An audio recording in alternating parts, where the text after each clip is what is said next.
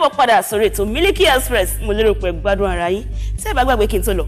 Mo sọ fún yín mo lálejò mi lórí ètò lẹ́ni. Mo ní ẹ máa rẹ́rìn. Kí ló fẹ́ fa ẹ̀rín? Nítorí pé àlejò mi lórí ètò lẹ́ni. Adẹ́rìn pòṣónú ni wọ́n.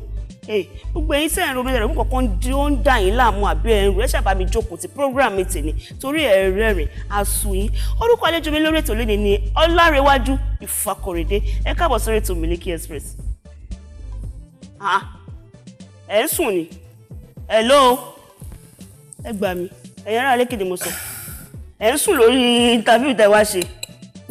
Okay. Ǹjẹ́ sùn. Ọlọ́run ṣàánú mi lórí ètò tèmi. Ẹ fi bẹ̀yẹn lẹ̀. Ẹ bá máa rẹ̀ lè sọ̀rọ̀. Orúkọ tèmi ni Ọlárewájú Ìfakọ̀rẹ̀dé. Àwọn èèyàn pè ní super duper comedy. Mi sọ ọ̀tọ̀. Ẹ fi bẹ̀yẹn lẹ̀ sẹ̀. Ẹ fi bẹ̀yẹn lẹ̀. Ní time tó máa yàn. Kí ni ìtumọ̀ orúkọ yín tẹ́ dancing? Èwo ń bẹ̀ o. Orúkọ tó bí mi, ìgbà tó bí mi gangan. Wọ́n fún mi ní Ọlárewájú Ìfakọ̀rẹ̀dé. Ìgbà tí wọ́n fẹ́ change. Nǹkan fún wa mi ní African pencil G super duper. Ẹ jọ̀ọ́ ṣé mo save? Kò sí wàhálà. Ẹ jọ̀ọ́ yára lẹ ṣàánú mi o. Torí ìdẹ́ ìrànjú sọ̀rọ̀ Yorùbá ń bà mí o. Ẹ ṣùọ́. Mo bẹ̀ yín o. Tí nǹkan máa ń wọ àṣìlè parí. Mo wọ́n mú ọ̀kan lẹ́gbẹ̀ẹ́ yín bí síbi ọbẹ̀ tẹ́fẹ́ sípà kọ yìí. Iṣẹ́ wo lòun ṣe? Mo fẹ́ dáyàtọ̀ láàrin àwọn adẹ́rìnpòṣónú ti Nàìjíríà. Oníkálukú ẹlòmíì àwọ̀ṣọ obìnrin, ẹlòmíì àwọ̀ táì. Lápẹ̀pẹ̀ tèmi o, èmi á gbé síbi ọbẹ̀ dání, àwọ̀ táì torí level tí mo fi ń ṣiṣẹ́ kọ́mẹ́dì mi olópò ni. Olópò ni ti yín? Olópò ni. Ìyẹn mi pẹ́ lè dáná. Olóyìnbó pè ní cook. Ẹ lè dáná bẹ́ẹ̀ ṣe wà yín tí máa ní kẹ́ dáná oúnjẹ fún mi ẹ lè dáná. Kò ń ṣe iná oúnjẹ tó pé a máa kó ná mọ́gí o. Àwọn ọbẹ̀ táàrí òun làwọn ń sè. Ẹ lè fẹnu síbẹ̀ kẹ́ fẹnu rò fọ́. Yàtọ̀ sí pé ẹ̀ ń pa ẹ̀rín dòṣónú, ẹ̀ ń dẹ́rìn pa òṣónú, iṣẹ́ wo lẹ tún ṣe? Aside pé mo ṣe comedy, ìgbà tí mo bẹ̀rẹ̀ journey mi with music, and then gbogbo ayẹyẹ ta fi ń kọrin káàkiri gbogbo ayẹyẹ ó dà pé nǹkan ó fi style adìẹ wọn rí pé ó dà pé mo tún lè ṣe ẹ̀fẹ̀ so wọn kì í ṣe gbóyin lẹ̀ báyìí kì í ṣe máa fẹ́fẹ́ ẹ lọ. Ẹ ń kọrin, ẹ ń ṣe fíìmù. Bẹ́ẹ̀ni. Olórin wo lẹ ń kọ? At the time, I chant. I sang, I do all these Jamaican reggae songs. Wálé. Sọ ní èdè tiwantiwa. Orísun lẹ́wà. Oh my gosh. Òyìnbó ti pọ̀ jù. A máa ń kọ orin takasufi. Fún àǹfààní àwọn tó ń wo yìí lé, táwọn náà fẹ́ takasufi lọ bá ṣe ń sọ̀rọ̀ yìí, ẹ bá mi jẹ́ kọ́ takasufi. Ṣé orin ni kí n kọ ni àbí kí n ṣẹ̀fẹ̀? Èyí tó bá ti orin yẹn kọ́kọ́ kọrin yẹn kọ́ gbóhùn yín.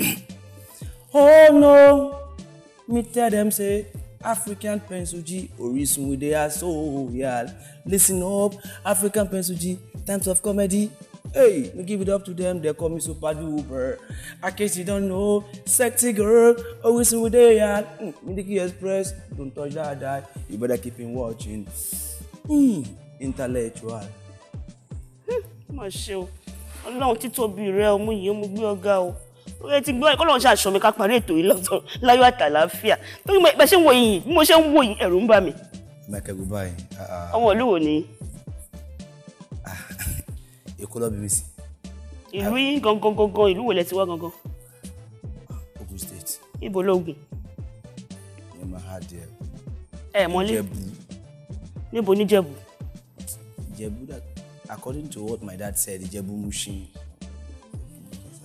Because I was born and brought up. Èkó mo ti ń jẹ Èkó ló bí mi sí. Èkó ló díje gbogbo. Ẹ sọ fún mi sí pọ́nmọ Èkó ní bẹ́ẹ̀ ṣe ń bá mi sọ̀rọ̀ rí báyìí. Nínú Èkó ni mí. Kí lorúkọ ọba Èkó? Ọba Èkó kí lorúkọ wọn? Kò ń ṣe bí Èkó ìsàlẹ̀ Èkó No. Lagos. Lagos. Apá ọ̀bọ ní Lagos. Ìlúpéjú. Ìlúpéjú. Kí lorúkọ ọba Mushin? Àìlérú. Ilẹ̀. Àìlérú. Ọba wa. Ẹ jókòó. Àìlérú ẹ̀mọ̀ yẹn ẹ̀dẹ̀kùn ayé lọ́mọ Èkó. Ọmọ Èkó ni mí. Mo ń bọ̀. Ilé ìwé wo lẹ lọ? Primary school ní St. Paul African Church. But mo ṣe tán, mo move down to Iluperi Secondary School. That's my secondary school aspect. So due to the matter, I'm trying to move on to higher institution university. Ó dà pé dáàdì mi kú gbogbo ẹ̀. Ó dà pé wọ́n kú. Dáàdì mi kú yẹn gbogbo nǹkan somehow difficult. So now burst into entertainment. So my doing entertainment so far, I'm trying to forage and get some things either. So láti get nǹkan yẹn, mo ṣe lọ. School mi náà ṣe yẹ ṣe lọ. Iṣẹ́ tẹ̀ ń ṣe yìí, iṣẹ́ adẹ́rìn-pòṣónú tó yẹ pé torí ẹ ti pa àwọn kan lẹ́rìn nílé bẹ́ẹ̀ náà lèmi náà tí mo wà bí mo ti rẹ́rìn. Kí ló sún yín dédé iṣẹ́ yìí? Báwo lẹ ṣe rìn? Báwo lẹ ṣe tọ́ dédé? Kò ṣe pé mo bẹ̀rẹ̀ pẹ̀lú iṣẹ́ adẹ́rìn-pòṣónú. Orin ni mo ń kọ. Ìjọ́ kan wá lọ sí birthday ọ̀rẹ́ wa kan.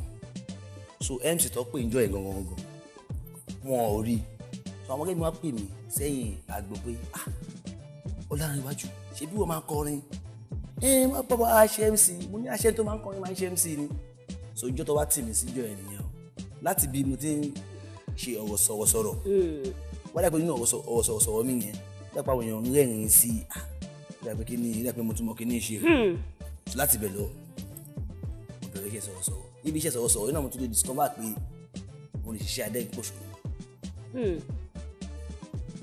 Fún fún àwọn tó ń wò yín lé tó sì ń gbádùn yín lọ lọ́wọ́lọ́wọ́ ẹ bá mi dẹ́rìn-pòṣónú àwọn tó ń ronú lọ́wọ́lọ́wọ́ ńlé ẹ bá mi pa wọ́n lẹ́rìn fún ìṣẹ́jú 5 péré. Ó sọ̀rọ̀ kankan wọ́n tó wò mí ní báyìí jọ ń tó Ọlọ́run má pàtẹ́wọ́ bóyá ẹ̀fẹ̀ yẹn dùn o bóyá kò bí má pàtẹ́wọ́ níjọ́ tí mo mọ̀ pé ìpàtẹ́wọ́ tó pàtẹ́wọ́ fún mi ní pàtí tí mo lọ ìgbádùn fi gbàǹsálẹ̀ wọ́n ti pé gbọ́n comedian gbọ́n àwọn adẹ́rìn-pòṣónú wọ́n ti ṣiṣẹ́ wọ́n ti ṣeré ọba pè mí nígbà tí mo pè tóbi ní bá pè yàn sórí stage ìyá ni ọmọbìnrin náà bá bẹ ladies and gentlemen I'm bringing on stage African Pensuji ní orí mi bá wú bí gàrí fọ mi bá gorí stage mo bá fún wọn get high níṣẹ́ àwọn èèyàn wá bẹ̀ sí ní rẹ́rìn wọ́n bẹ̀ sí ní pàtẹ́wọ́ orí mi náà wá wú n bá ní bọ́ sálẹ̀ kí ló bá tẹ́gùn sára díẹ̀ n bá rí ọmọ kan tó ń bọ̀ ọmọ yẹn pupa débi pé ó dàbí ìmẹ̀jà ni àṣepá àwọn kan ti ń pè ń bẹ̀ yẹn tí ò dá wọn lóhùn sorry Pensuji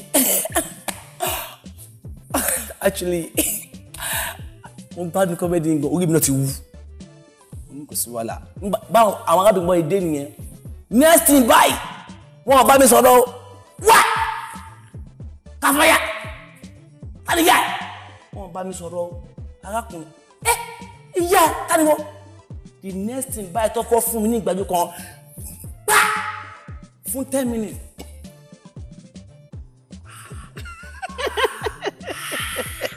Báyìí kí n dẹmọ kí n mú fóònù jáde kí n pọ̀ pé yan hello